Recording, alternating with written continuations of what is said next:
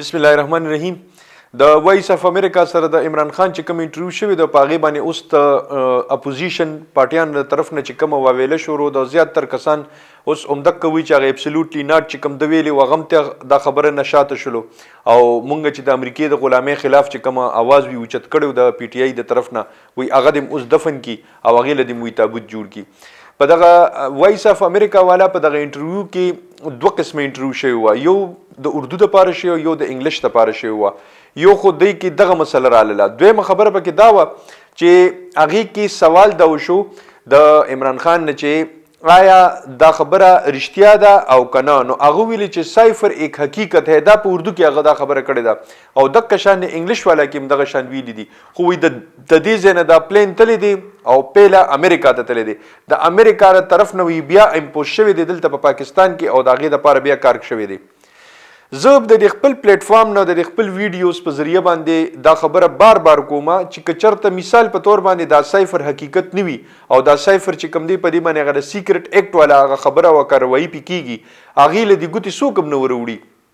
د دې په منټس باندې چې کوم نور مجید وي دا غي په منټس باندې د جی ای ټی جوړه کی او د عمران خان چې سونه دروغ ویلي دي او سونه یوټرنز یې غستې دي پاغي باندې د دوی غیر مخامخ کی او پاغي باندې د دې او شرمې کنه او مدک شان لکه څنګه چې په دایتو شخانه باندې په فراګوګي باندې او په دې اوس په ټیران باندې چې کوم د دې پاغه ناجایز لور باندې هغه باندې اوس د کریکټر اساسینیشن شروع دي او د خلاف خبري رواني دي نو دې پسې دي مو کی جی ای ټی دی جوړه کی او د خپل طبيعت جوړی کی عمران خان چې جوړول دغه حکومت ختم شو اوس دې جوړ کی او د خپل مرزه مطابق چې سس دی ویو هغه دی ول ورکی هغه مواد دی ول ورکی هغه ریکارډ دی ول ورکی او دغه په مطابق باندې اسسمنت کی او چې په هغه کې کم ځای کې عمران خان په غلطه باندې دی دروغ ویلی دي او یې کوم خبرم غلطه کړې ده قوم ته مخامخ کی ټولي دنیا ته مخامخ کی په میډیا دی را مخامخ کی او د هغه ټول اشکال دی را مخامخ کړی شي داسې د ورکوټي خبرونه او د داسې ورکوټي کلیپس نه دا خبري راغستل دا ټیک نیوي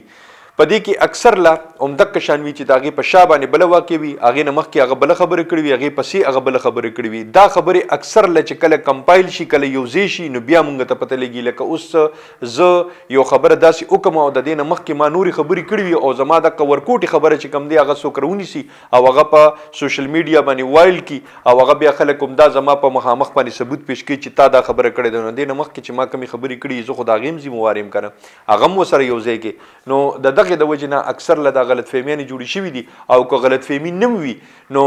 د ټول اپوزیشن لیډران ته زمونږ خواسته د دې پلیټ فارم نه چې تاسو جی ټی جوړه کې او هغه کې هغه مرو غواړي انور مجید مرو غواړي او د هغه اسسمنت دی وشي د هغه چارجوی دی وشي د هغه واقعیات او تناظر کې چې سس شوی دي لسمیاشت مخ کې په هغه کې ډي جی آی اس پی آر والا طرف نه کسان دی پکې هم کینی انټيليجنس ادارو والا کسان دی پکې هم کینی دا ټول دی کینی او داغه هغه ریپورت ته کمپایل کی سپریم کورټ کې جمع کوي های کورټ کې جمع کوي په کم ځای کې چې جمع کوي عمران خان دی په هغه باندې رونی سي او په هغه باندې دی ولا سزا ورکی خو په دسي خبرو باندې چې دې سره اوس بیانیه جوړیږي نو او د بیانیه د جوړولو لپاره هغه داسې خبرې کوي دا هم ټیک نه دي